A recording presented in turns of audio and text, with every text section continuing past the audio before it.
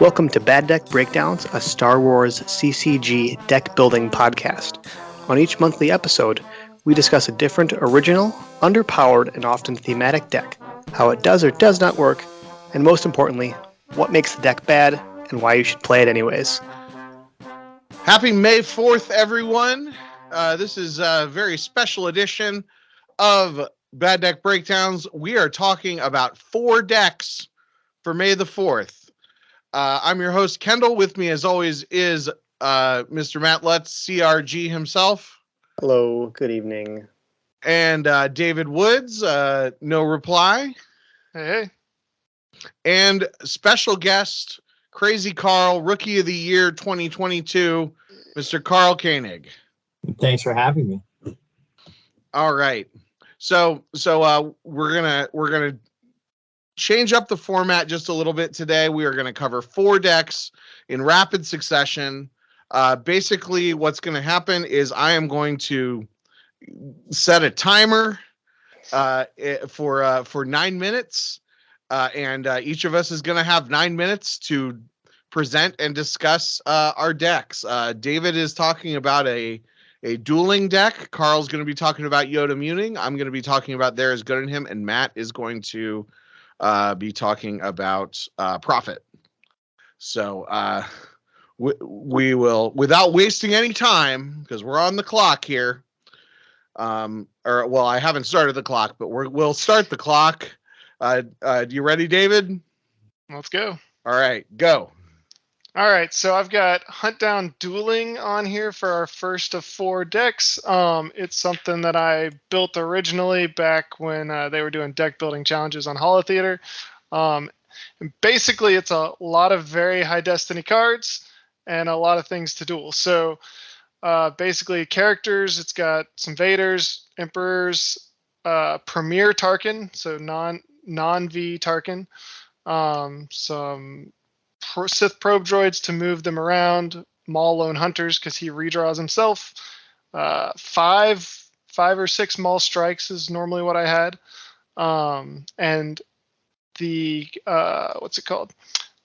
They will be no match for you, but not the virtual version, because in Hunt Down, if you do a non-epic duel, put your objective out of play. So that the original They Will Be No Match for You lets Maul get around that. So you can Maul strikes any Jedi, and then epic duel Vader and Obi with Vader. Run in bunch of Phantom Menace, and then starts I'm Your Father, Silence is Golden. You pull your 2 sights and let you get your 4 Loams and Sith probe droids if you draw them, and ups their destiny. And then Vanna is the only location puller in there other than the Silence is Golden. So a lot of high destiny cards, not a lot of characters. Its goal is purely to duel. And if you're not dueling, you're not getting a lot done other than basic Visage Ping. And for those listening at home, if you go on kendallcast.ninja, you can see all the lists. We're not going to go over the lists in quite as much detail as we normally do, but the lists will be there. Yep, a little too rapid fire for that one. Yeah. So, David, what did you like to see with this deck? So you really wanted something that played Luke or Obi-Wan. So no old allies. No old allies was very, very bad. That was about the worst thing you could get. Your drain potential is not real big because I'm playing the Death Star 2 lightsaber, which adds 1 to your dual destinies, but no to force drains, and it also doesn't make forfeit equals 0. So it's pretty bad for anything but dueling. This is very all in. Do you have any backup plans for those matchups? There's no backup plan. I had to complete 5 duels in 1 game to win this challenge. So it had to be it was a lot. So you were Maul strikes everything you can. I did get lucky because they counted a duel. If you win a duel, they can Jedi Resilience to cancel it after they've lost, and they let me count that. So Right. otherwise, well, you won the duel. That's fair. you won the duel. You technically won the duel. It's just they. Yeah, it's just that the Jedi was resilient. Right. Yeah. Yep. So, couple fun things with dueling. The Premier Tarkin, if you initiate a battle and then start the epic duel, you can use Premier Tarkin to cancel their duel destiny, which makes it very easy to win. Yep. So that's a neat thing. Another thing I learned during your Jawa, I don't remember which Jawa. It was the final brawl. The final brawl. Yeah, it was the final brawl. Yeah. Yeah, the final brawl. Deep Hatred lets you substitute the stacked combat card as a dual destiny, and I did not know that. So I found that out when my opponent did that. Thankfully, I survived, but in that game. But that's another neat thing. But you have to float the 0, which is a little rough. I don't know. There is a puller for it, but it's not GEMP enabled, actually. Oh, really? Yeah, there's a puller for that. Oh, that's pretty cool. I think it's called like Dark Hatred or something. I mean, the picture is just Maul on it, but it's there. Huh. Might have to build this deck in person then. Yeah. There are cards that exist that aren't in GEMP. What world do we live in? I know. Well, there's Dark Rage is what pulls it. Dark Rage. Yep. Huh. I'm looking that up. And it's a Destiny 5 card. Oh, that's perfect. Exactly. And it All right, does so a last lot. question. Yeah, it does a lot of. There's a lot of other blank text there. Yeah. A lot of blank text. So why is this deck bad? So kind of what we said, if you're not dueling, you're not gonna win. Like Right. there's a chance with some Maul Strikes duels you could do some overflow, but that's about your only option other than dueling, because the epic duels make them lose 8 force, I think 8 force if it's 6 force 9 if dueling Luke. Yeah. So were you able to turn Luke at all? I did turn Luke a couple times, There you so go. that's always fun to see the Luke on your side of the table. Good Yeah, for you. that's really awesome, because I love that, because like they kind of, you put them in a jam, because it's like if they lose 15 force, they're probably just gonna lose the game, but if they don't, but then they have to give you the Luke. So when I look at this deck, the first thing that I wonder, I mean, obviously you built it so that you could do lots of duels. Right. What changes would you make to make it a little bit cleaner, to make it like a few steps towards playable? So I think you gotta switch out that lightsaber, and so this was so I could pretty much just deploy Vader and duel blindly, Right. because I needed to do it as many times as possible. So you got to change out the lightsaber so you can get some better drains in. I'd probably add another Maul's saber, so you have a second one, because it's pretty nice to swing twice and drain for +2 when you need to. But I don't like risking having it in there to draw. Was why I only rolled with one, because it seems like you got 4 Mauls and 4 Vaders and 4 Emperors and 3, like you've got a lot of multiples. Right. It seems like you could probably, with some of the cards, and obviously, if you actually wanted to, like, you could go down to 3 instead of 4. Like you could find card slots pretty easily here. Like, would you want to do like a Sonic Bombardment or something, so that you could theoretically have a 2/2 site for some draining, or like what do you think for a deck like this? What would be, I mean, I guess what would be the changes that you would make to shore up those scoop matchups, or is it too far gone? I think you could drop an Emperor, a Tarkin or two, probably a Tarkin, an Emperor, some of that, to put in some more characters so you could actually fight. Just make Make a Dr. E combo. Right. Yeah, stuff like that. And Dr. E's not terrible Destiny. It's at least okay. Dr. E combo. All right, you got 45 seconds. What last Uh-oh. comment on the deck? It's really fun to duel. Dueling is really fun, and you can blind battle just any lone character because the destiny's really high, and that's it's fun drawing high destiny. So There you go. I just had a lot of fun with it. I've played it Yeah. in a lot of games since that deck building challenge, just because it's fun. I always wonder if I'm playing. We might go over on this, but I'm going to ask. This Hey question. now. We gave him 9 minutes. We're not going It's a over. bad precedent. But I just have one last question. So I always wonder about just throwing in Epic Duel and a Vader's Obsession and Circle is Now Complete in like a regular hunt down deck. Like, is that doable? You don't think so? Okay. No, dueling is something you need to own, or you don't play it. Otherwise, what's going to happen is either of those cards are either not going to go through. They're going to be 6s you're going to have to try to put back. That one Vader's Obsession is going to be blown out by Resilience, Jedi's Concentration, or with all the Obi Muning going around, Run Luke Run. Yeah, Run Luke Run is a killer for Vader's Obsession. Yeah. All right. Okay. Who's next? Cool. Yeah. So Carl is next alphabetically.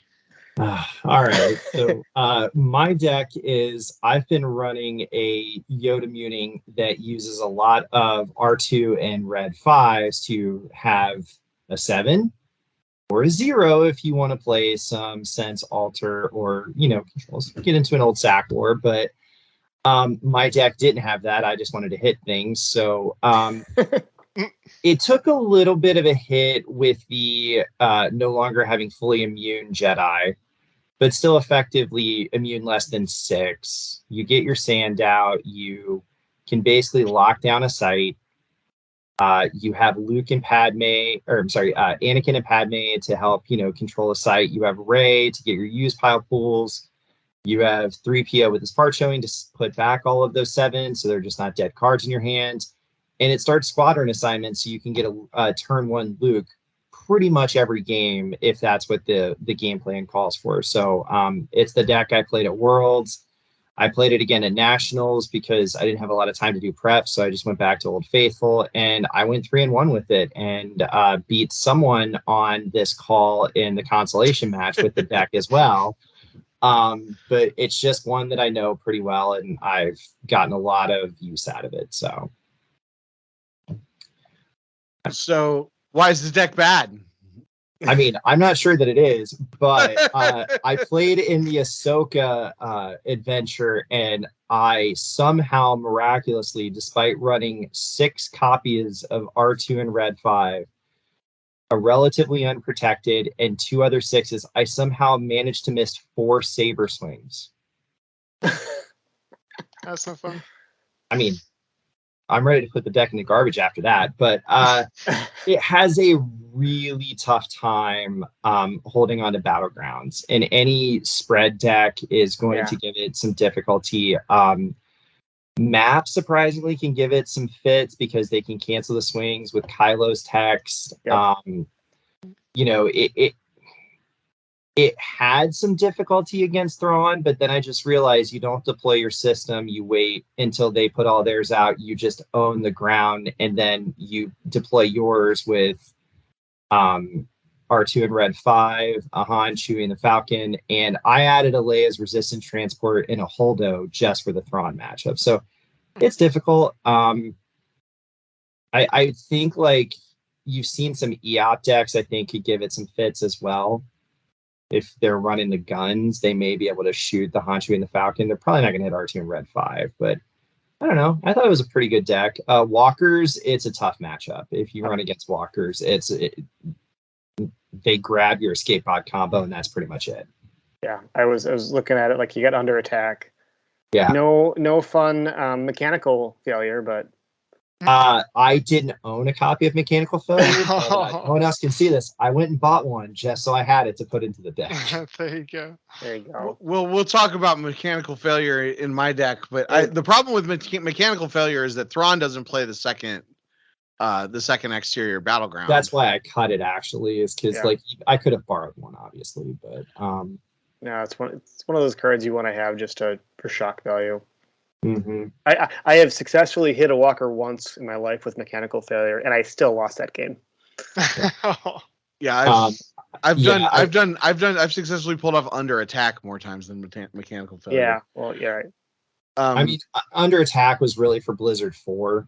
If you were playing in the Brigham matchup, that's really the only reason I kind of had it in there. Plus Destiny 6. Yeah. Yep. Okay. So, the reason that I always badmouth this deck is those R2 and red 5s are just like dead cards so much of the time, and there's 6 of them. It forces them to have a restraining bolt, one. You lose it, and if you have Space Luke, then you're retrieving it. You just make it the top card that you're retrieving back, and so you know where it's at. Plus, it's a 0 if you want to have a sense. And I did have an altar in there. That's usually my 61st card. But sometimes having a sense go through is really important, and making sure you get it as a 7 or a 0 can be helpful. It reminds me of Cube at Nationals, where someone drew a 7 for Sense Destiny, and it won me the game. I don't want to talk about it. I don't want to talk about it, Matt. Well, somebody drew a 7 in the Nationals top 8, didn't they? I was in the finals. Yeah. Oh, yeah. I mean, it happens. My SWCCG in public game on Friday, he drew a 7 for Sense, and that was to sense my sense too. Yeah. So it worked out really well. Matt's throwing some salt in the wound because I was playing him in the cube, and I was playing Twin Suns against, I think, his EBO. It's an EBO fake out. Yeah, and he had main and went for a swing, and I think I was trying to play Blaster Deflection, or I was trying to hit him. I think it was Clash.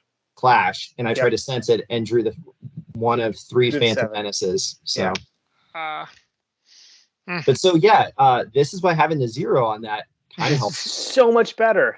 It is, but it's not a tier 1. Like, it's not the top of the meta anymore. Or simply debatable if it was. I think at Worlds it was a very strong deck. The other variations will run docking bays in Insurrection Aim High. Chris Kelly has explained to me why that's wrong, and I believe him. So I think this is a better version.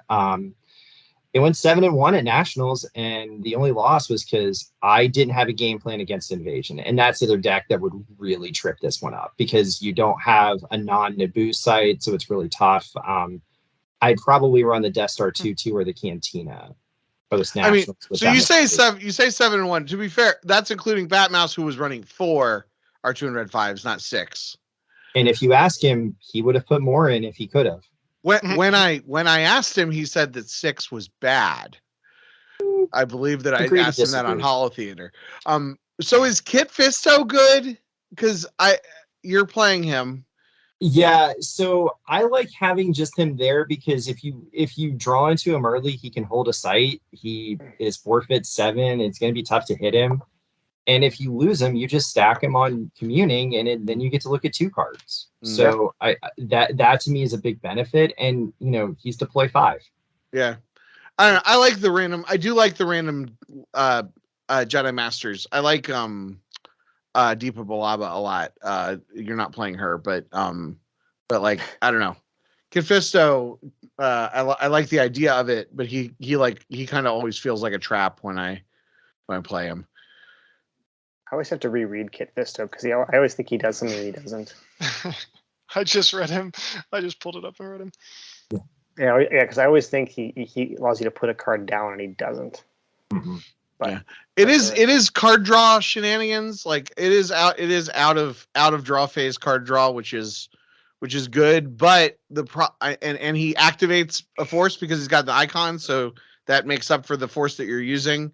But it's still, I always feel like I want that force for something else when I'm playing him. And I'm probably wrong, but I don't know. He's just an interesting card. I'm not sure if other versions of the deck play it, but yeah. But well, he jumps out at me as a choice. One powerful thing you can do with him with all the commuting deck manipulation is that you could peek with communing, know what the card is you're looking at, and then activate that. Yeah. So then you can track it next turn. So Yep. Carl, almost out. Last word. I think it's still good in terms of a mains platform. I don't think it's the best communing deck. Obviously, Ovi is the top, but it's not a bad deck. And 6/7s is great. Stop giving it a bad name. There we go. All right. Cool. Thank you. All right. My turn next. And ready, set, go. So we're talking about There Is Good in Him, the evolution of the 12 card throne room. But I did base my build off of Joe Olson, and a couple years ago Matt Wadden played it and did well, and then Joe Olson did well at the MPC with it, and I sort of based my build on that. I've made some ill-advised changes since Nationals, which I haven't really. I've been trying to learn other decks, so I haven't gotten a ton of stuff of reps with it, but it's it's hit and run. You're playing 3 copies of Jedi's Resilience and a bunch of dudes with lightsabers. You go to them and you fight, and hopefully you win the fights. You've got you've got Han Chewie and the Falcon in space with EPP Leia and Hera and Ahsoka and Padme and stuff where you can pull, hold your own a little bit in space. I love that Han Chewie and the Falcon is one of those cards that you can just play it at a system. And that's not always like the absolute best thing to do, but they always have to take it seriously. There's Good in Him, of course, is all about giving Luke to Vader and trying to turn him. A lot, basically, what the general game plan, especially against mains, like this is really like a focus build to target mains. Is you move Luke over to the Endor docking bay. Darkseid almost never deploys to the docking bay first turn, no matter what people tell you.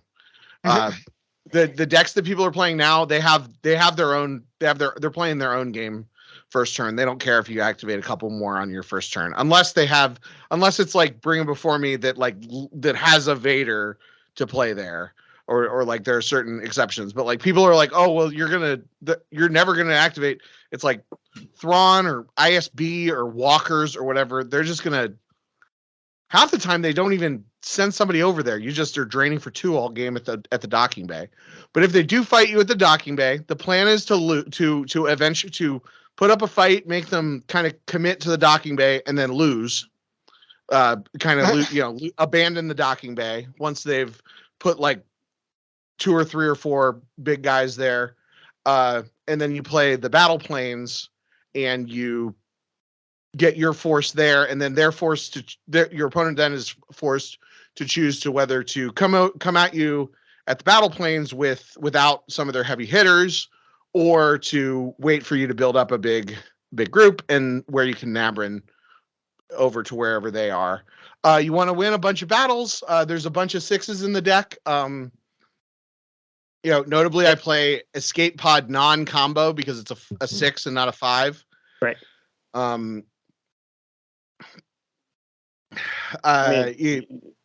Because there's a big difference between a 6 and a 5. That's because you got to be over whatever that number is, 14 to turn Vader. Right. So you need 3 card stack plus a 6. Mm-hmm. So the mains versus mains matchup, that's kind of how it goes. Other matchups, you just want to, it's just all about maximizing the damage output that you can have. You want to, you almost always don't want to move Luke off of Endor if they're not going to capture him. You want him to just be draining for 2 all game at the docking bay. I do have, is it in the deck? Sometimes I have Fallen Portal in the deck. It looks like it's not in the deck right now. But that's a fun card to sometimes have in. I guess fun is a relative term on that one. So can I ask, you're floating the 3/1 Lethal Sight? Yeah. Okay, so I was getting to that. I love it. I was getting to that card in there. So the way that the activation in this deck works, you need a Twix, just a random floating Twix. I have not tested this theory, But my theory is that if I float the 3/1, it's still like it costs more for them to deploy there. Like, so it's not as much of a liability as it might be, but it is a second exterior Lothal site for mechanical failure against Thrawn. And it's also a 3/1. Like, it's an interesting different site. It could be a battleground if you're playing against a dedicated space deck that isn't going to come after you on the ground. Because you've got a lot of characters who maybe they're not gonna hold a site completely on their own with, but if you're in a situation where it's one of those games where like your opponent has 15 cards in space and you have you're just spreading out as much as you can, you can put Obi-Wan with lightsaber at a site, and maybe when you have the Hujix in hand. Something else is demotion. I found is like really is really key in some of those worse matchups. That's what I was kind of asking Dave about. David, whatever, I forget how you go. Either or, yeah. For some of those, some of those cards that kind of shore up the matchups. Right now, I'm playing 2 3PO pullers, which that goes back and forth, but that's correct. I think. I think you have to have 3PO out, especially in a 12 card deck, because you're wanting to be able to cycle as much as you can. But why is the deck bad? It really struggles against certain matchups, especially like a dedicated space matchup. It really struggles.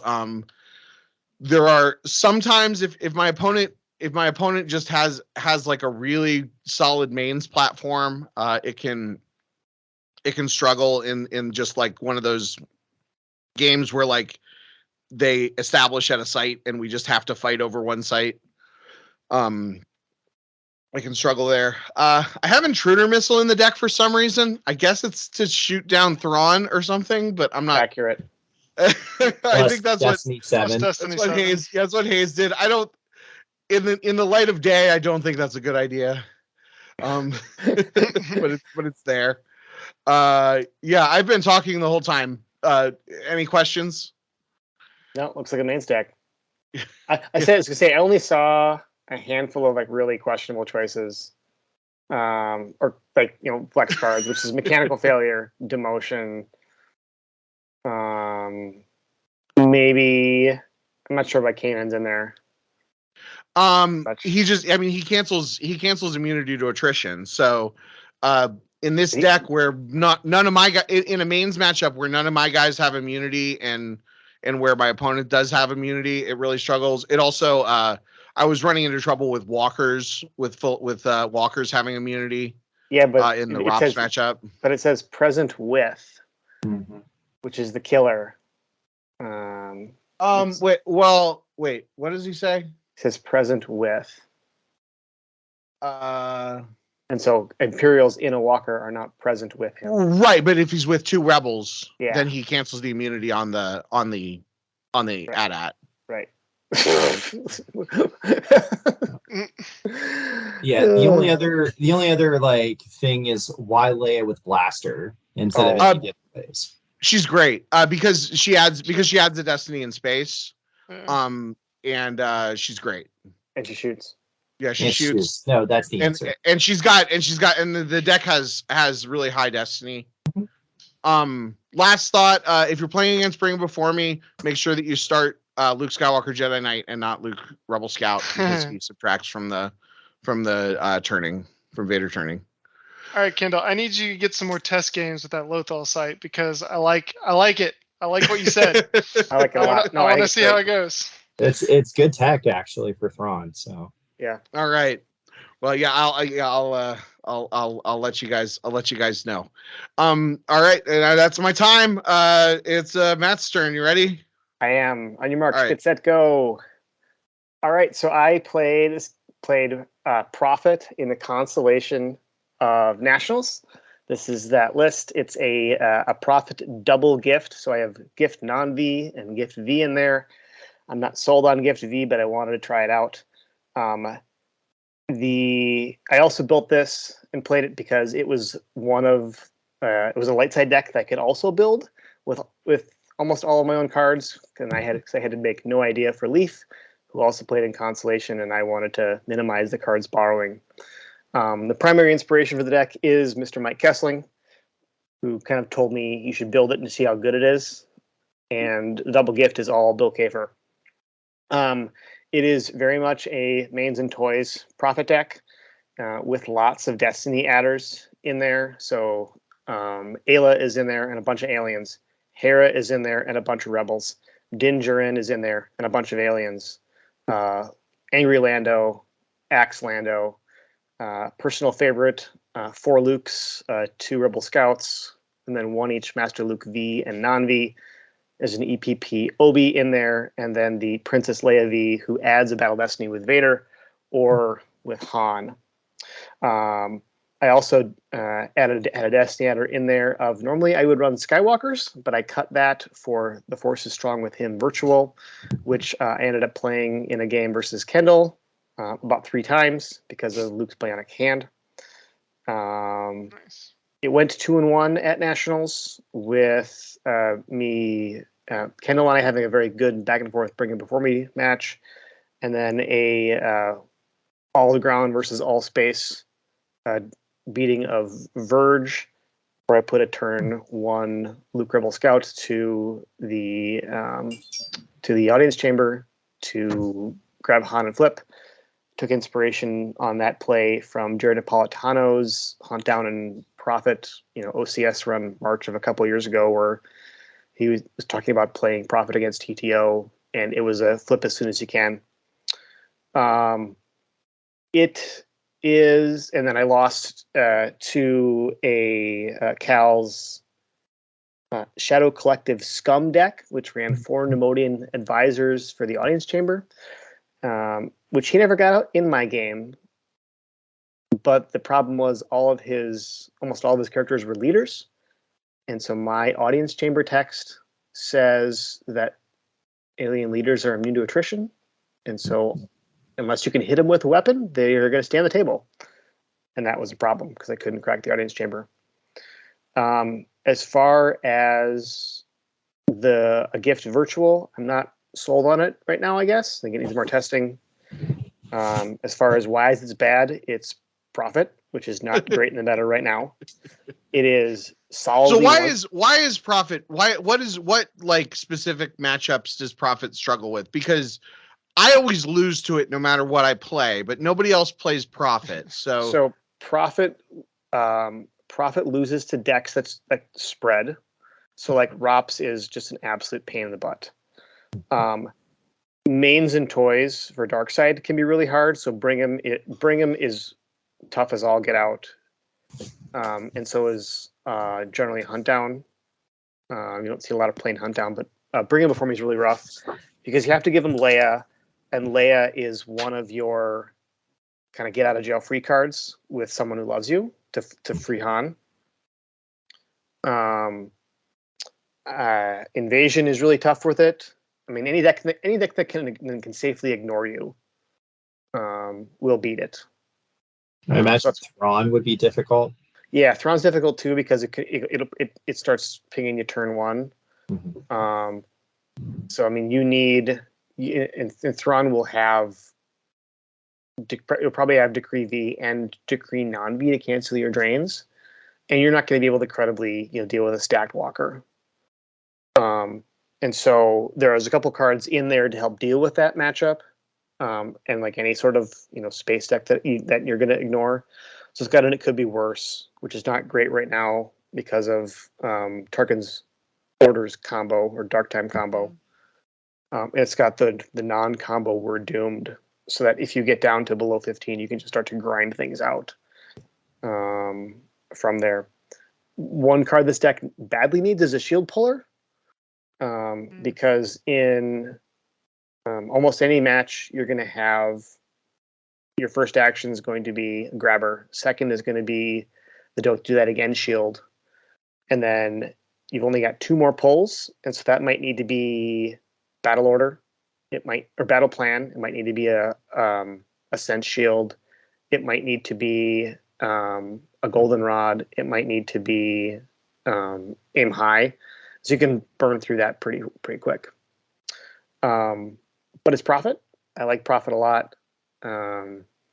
I've yet to figure out what to do versus Prophet now that, like, in any meta where Rops is high on it, or kind of there's a really, really good, credible, like, Darkside mains deck. And because Rops is up there and Brigham is up there, and then we also have a credible, Darkside space that will just ignore this in Thrawn. It's not great, but it's firmly in the bad but fun area. Who doesn't like fighting over the AC and having a little mini game of freeing Thrawn or freeing Han? And so that's this. So one thing about Prophet is I feel like it's a deck that a lot of times Prophet decks have gimmicks. Yep. And like there are a lot of different combos or whatever. What do you think it is about Prophet specifically that makes, those Jedi Presence or Rock or Spaceport Speeders or all the different gimmicks that people have been trying that makes it a good platform for that? Good question. I think it's the use pile pulls. It is definitely being able to have use pile pulls and have easy access to every character that would give you that pull. Like, for example, in Obi Muning, you're going to have Leia, Lando, and Luke for those pulls, but you're not going to have Chewie because you're playing Han, Chewie, and Falcon. Mm-hmm. And then I think it's also the fact that you're going to run multiple Rays generally. I think 2 Rays is probably the right call now, just so you can find your stuff. It used to be 1 in the past, or just Jedi Ray. And then there's also the early 3PO on the table where you can just find stuff. And then sometimes it's the tactic of, you're going to attack the AC on turn 2 or 3, and so you might save a bunch of force, get a bunch of active, and dig out what you need. Yeah, I wondered if it had anything to do with Darkside putting aliens. Yeah.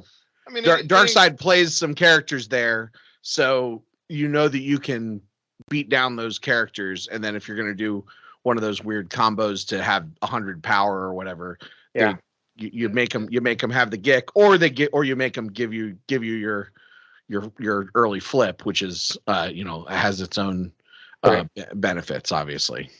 Yeah, there's encouragement for Darkside to come fight you. Yeah. It's what we call it, a welcoming party. I would rather, in general, have Darkside put something there, because then, I mean, it forces them to expend resources, or just lose, or I mean, you either put aliens there and they commit resources, which fine, then we're fighting at one place. Right. If they put aliens there and don't back them up, then they're dead. And if they do not put aliens there, then they have to have some other plan, which is where a gift V helps, because then I can spread out. I'm going to do consistent pings. The deck can have more slots in here for pings, like Advantage or Vader's Obsession. I mean, the BB-8 is get cut from the deck. Rose get cut from the deck. Because they don't do anything anymore. Well, they do stuff, just nothing good. Yeah, they do nothing. They do nothing for this deck. They don't have not what you want. Yeah, they don't have the retrieval grind out that you used to have us in the past. So why do you run both non-V and V Master Luke? Because that's a good question. Not virtual Master Luke, because he gets you back a Saber, and he can shut down alien decks. Yeah. Same thing with virtual Master Luke, or non-virtual, is because that bounce back text can be absolutely brutal. Yeah. Especially, it's a way to easily handle an early, like, Dr. E combo. Like, it's really easy to bounce him. Or, if there's any sort of, like, problematic alien leader, whose ability up to about 4. It's pretty solid to bounce because you get plenty of 5s in the deck. So like I'm thinking, someone like Proxima, who is just a absolute pain in the butt, or Shizor. Yeah, I think because you allow them to start aliens, you have to run Master Luke non-V. And I know there's disagreement about that, but I mean that's why I think you have to do it. Same thing why quite a mercenary virtual is in here is because you allow them to start aliens, and one of those is often Dr. E combo. You need a way to deal with that guy. And so that's why it's there. Also, we're way over 9 minutes for you, but you were the last one, so. Well, hey now, you got to cut me short too. Anyway, Play Prophet, it's fun. Yeah, but Matt, I was gonna say it's the deck with the least amount of 7s, so. I have played Prophet with. That's right. I have a list in here called Prophet EPP 6s, which instead of Good Blaster at your side runs Jedi's Resilience and Rebel Artilleries. All right. Yeah, I will say, Matt, that I built a Prophet deck the other day that draws a lot of destinies and plays rocks, and it was fun, and it's fun, but I lost some games with it, so I don't know if it's good or not. That's okay. I'm glad you're paying Prophet. I'll tell you a piece of tech that I realized for Prophet that I'm sure and is also bad. But basically my build, the idea is that I don't care about the retrieval, so I play EPP Han. So the idea is that you fight, you get Luke and Leia, and you fight at the audience chamber. Someone who loves you to free Han, and you're already at 3 destinies, and then you play like a teamwork card or 2 teamwork cards, and you just draw all the destinies. I drew 8 battle destiny in one game. Nice. And then in another game, I drew 6 battle destinies and totaled 14. I saw that. Oh my gosh.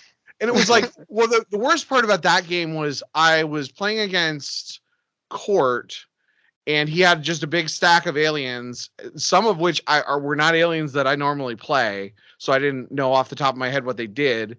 He had Bosk Virtual there to limit me to 1 destiny. But I didn't realize that was what was limiting. But he also had Guri, so I was like bending over backwards to deal with Guri, right, when I definitely could have dealt with Bosk, because I had a Luke with a lightsaber. I could have just hit him with a lightsaber an earlier turn, but he had Duro. He was retargeting to Duro, and I played really poorly, but I could not get more than 1 destiny for a good chunk of the game. And then finally at the end, I'm like, okay, I'm going to do this. And I played 2 teamwork cards and I went to triple the damage, and I did the damage tripler on it, and it did not work because I did win the battle, but I only won by 3. So it was 9 damage, but it doesn't matter because attrition was 14, and then he was drawing 3 destinies against me. It was disheartening, but still I'm giving Prophet a shot. And I don't know. I kind of like not playing. The other problem with not playing an alien Han is that you can't get him back with the 1 card. That's Seeking an Audience Virtual, which we don't play anymore. Oh, we don't? Okay. Well, then I won't play it. We play the original because then that gives you cheap 3PO. It gives you underworld contacts. And is that why you have Where's Han? Is that your retrieval card? That's my backup. Yeah. Because there's no Obi-Wan V, and so your backup is Someone Who Loves You, Where's Han, and now Jedi Business or Jedi Love. Which is I do play Jedi Love, which is non-retrieval. That's 1 card that I play that is a draft. Anywho, I'm over. All right. Yeah. Well, thanks everyone for listening. Did anybody else have anything they wanted to bring up? Go watch a Star Wars movie. If it's still playing in theaters, I saw Return of the Jedi in theaters today. It was pretty awesome. So to go do that. I'll do it with Leaf if I get the time. I will not get the time. Yeah. I believe you. All right. Until next time, good. No, I have a different sign off for this one. Until next time, don't be afraid to play bad decks. Thanks, everyone. This podcast is a production of the KendallCast Podcast Network. If you'd like to support the show, you can go to patreon.com/KendallCast or make a direct donation through the PayPal link at kendallcast.ninja. Thanks for listening.